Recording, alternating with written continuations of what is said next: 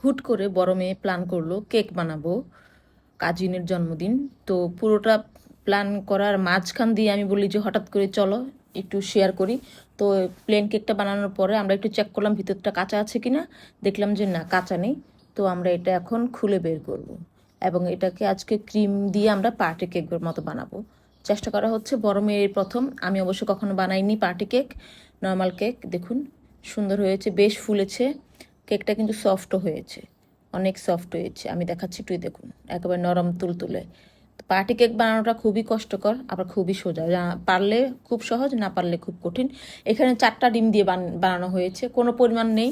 পরিমাণ মতো বানালে দেখা যায় যে হয় না, তো বললাম যে আন্দাজে বানাও। 4টা ডিম দিয়ে বানানো হয়েছে। কেকটা কেটে নিলাম। আমরা এখন দুধ, চিনি আর পানি দিয়ে একটা শিরা বানিয়েছি। এটা কেকের ভিতরে, যে প্লেন কেকটা কাটার পরে ভিতরে দেয় স্পঞ্জটা, এটা সফট হয়, বেশ ফ্লাপি হয় এবং সফট হয়।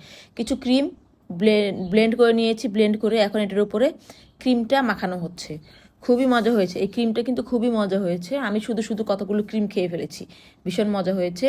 তো আমি কখনো বানাইনি, ও বানানো। এখানে দেখুন, এখানে আমরা চিনির, পানির এবং দুধের যে শিরাটা ছিল ওটা দিয়েছি। কেকের উপরে ভালো করে ক্রিমটা খুব ভালো করে মাখাতে হবে, যত বেশি চর্চা হবে। দেখুন অনেক মজা, আমি আঙ্গুলে নিয়ে নিয়ে খাচ্ছিলাম, ভীষণ মজা, অনেক মজা। চলে আসেন যদি কেউ খেতে চান। তো আমাদের কেক বানানোর স্বপ্নটা অনেক দিনের, এখন আমাদের হয়ে গিয়েছে। এখন যে উপরে পার্টটা ছিল কেটেছিলাম, কেকটা এত সফট হয়েছে যে ফেটে গিয়েছিল। এর উপরে আমরা আবার ক্রিমটা দিচ্ছি, ক্রিম অ্যাপ্লাই করছি। খুব ভালো করে ক্রিমটা অ্যাপ্লাই করতে হবে। আপনার হাতের উপরেই সব কিছু, যত চর্চা তত সুন্দর। খুব ভালো করে চারিদিকে আমরা ক্রিমটা মাখাচ্ছি।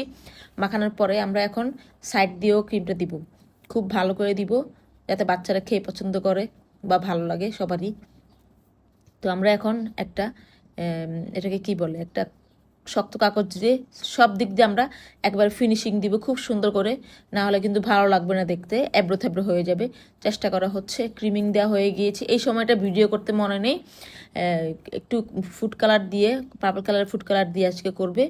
তো এখন আমরা এই যে ট্রাই করছি যে সরাসরি বের হবে কিনা, এরকম আপনারা একটু করে নেবেন, তাহলে হবে কি ক্রিমটা যখন আপনারা দিবেন কেকের উপর সরাসরি বের হয়ে যাবে।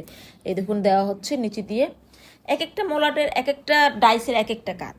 আপনি যে ডাইস পছন্দ করেন সেই ডাইসটা দেবেন। আমরা একটু চেষ্টা করেছি গোলাপ ফুল বানানোর, তো দেওয়া হচ্ছে। দেখা যাক, হয়ে গিয়েছে আমাদের। এটার উপর আমরা এখন ডেকোরেশন করব কিছু সুইট বল দিয়ে। এগুলো কেকে পরিবেশন করার জন্য পাওয়া যায়। তো এগুলো গোল গোল আছে, বিভিন্ন ডিজাইনের আছে, ছোট বড় আছে। এখন কিছু লম্বা লম্বা চিকন চিকন চানাচুরের শেপের কিছু দিয়ে দিলাম, দেখতে ভালো লাগে, খেতেও কিন্তু বেশ মজা। কেকের সাইড দিয়ে এদিক দিয়ে একটু ক্রিমের ইয়াগুলো একটু ডিজাইন করে দেওয়া হচ্ছে টিস্যু দিয়ে মুছে, খুব সুন্দর করে। ভীষণ ভালো লাগবে, মনে হবে যে এখানে কোনো ঢেউ ঢেউ ঢেউ ঢেউ সমুদ্রের ঢেউ কাজ করছে, ভীষণ সুন্দর। চলুন এবার আমরা একটু সবাই মিলে কেক কাটবো, দেখি ভিতরটা কি হয়। তো আমি আশা করছি অবশ্যই ভিতরটা খুবই ভালো হবে। আমি কখনো বানাইনি, বড় মেয়ে বানিয়েছে, ওর জীবনে প্রথম ট্রাই করেছে। তো দেখা যাক, মাশাল্লাহ বেশ সুন্দর হয়েছে। কিন্তু আমি একটু প্লেটে নিয়ে দেখাচ্ছি আপনাদেরকে। দেখুন খুবই সুন্দর হয়েছে, ভিতরে কেকের যে ক্রিমটা ওটাও সুন্দর হয়েছে, খুবই মজা হয়েছে।